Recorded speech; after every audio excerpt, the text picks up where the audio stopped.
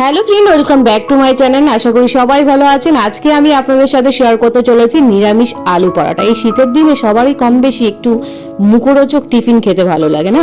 তো তার জন্য আমি আজকে বাড়িতে আলু পরাটা বানাচ্ছিলাম, তো ভাবলাম আপনাদের সাথেও একটু শেয়ার করি। তার জন্য আমি এখানে ময়দা নিয়ে নিয়েছি, ময়দার সাথে কিন্তু একটু আটাও দিয়ে দিয়েছি, মোটামুটি 20%।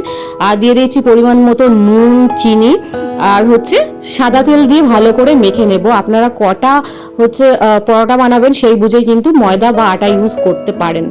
আর আপনারা চাইলে শুধু ময়দাতে করতে পারেন, কিন্তু তাতে কিন্তু বেলতে অনেকটা প্রবলেম হবে, যার কারণে অল্প একটু আটা ইউজ করতে হবে।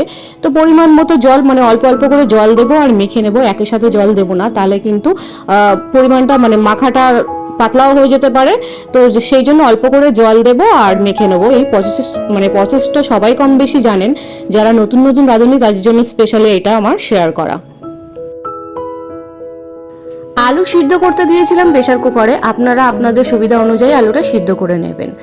আলু পরোটা বানাতে গেলে তো অবশ্যই আলু পরোটার মশলা লাগে, তার জন্য তো ওটা বাড়িতেই বানিয়ে নিই। তো এখানে শুকনো লঙ্কা, তেজপাতা আর গোটা জিরে আর গোটা ধনে একটু ভালো করে ভেজে নেব। প্রথমে তেজপাতা আর শুকনো লঙ্কাটা আগে দিয়েছিলাম, একটু ভাজা ভাজা হয়ে গেলে তারপর জিরে আর গোটা জিরে আর ধনে একসাথে।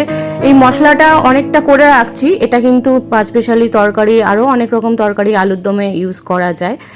তো প্রেসার কুকারের ঢাকনা খুলে দেখবো আলু সিদ্ধ হয়ে গেছে কিনা। আলু সিদ্ধ হয়ে গেছে।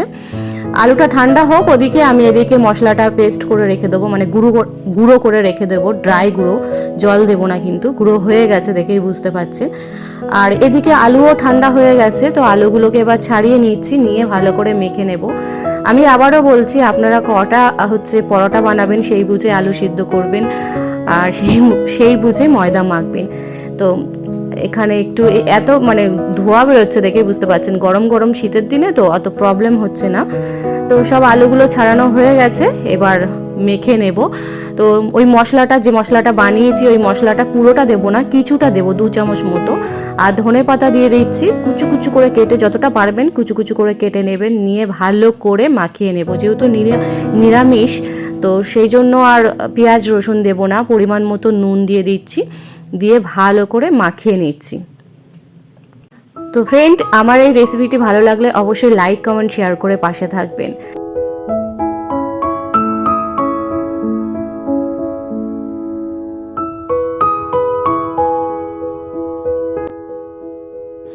আলু মাখা হয়ে গেছে, লেচি করে নিচ্ছি। আর ময়দাটা আমি সকালে মেখেছিলাম, যার কারণে ফ্রিজে রেখেছি, একটু পাতলা পাতলা হয়ে গেছে, তো আমি একটু আটা দিয়ে নিচ্ছি। আপনারা যদি সঙ্গে সঙ্গে মাখেন তো আটার প্রয়োজনই হবে না। তো যে কটা বানাবো সেই কটা লেচি প্রথমে আমি বানিয়ে নেব বলছে দিদি বানাচ্ছে, আমি ক্যামেরা করছি।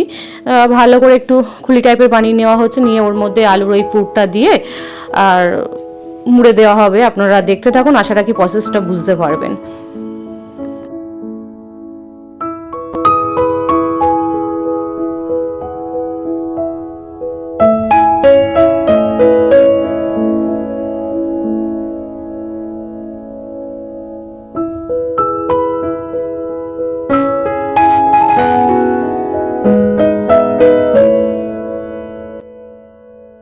তো সব পরোটায় পুর ভরা হয়ে গেছে। আর এই রেসিপিটা আমি আর আমার একটা দিদি মিলে শেয়ার করছি, আমি ক্যামেরা করছি আর দিদি বানাচ্ছে। এবার ভেজে নেব গরম গরম, তেলটা নিজেদের সুবিধা অনুযায়ী ইউজ করবেন। এই সময় ফ্লেমটা হাই করেছি, তেলটা ভালো করে গরম করে নিয়েছি। সব পরোটার পুর ভরা হয়ে গেছে, দিদি বেলে দিচ্ছে আর আমি ভেজে নেব পরোটাগুলো।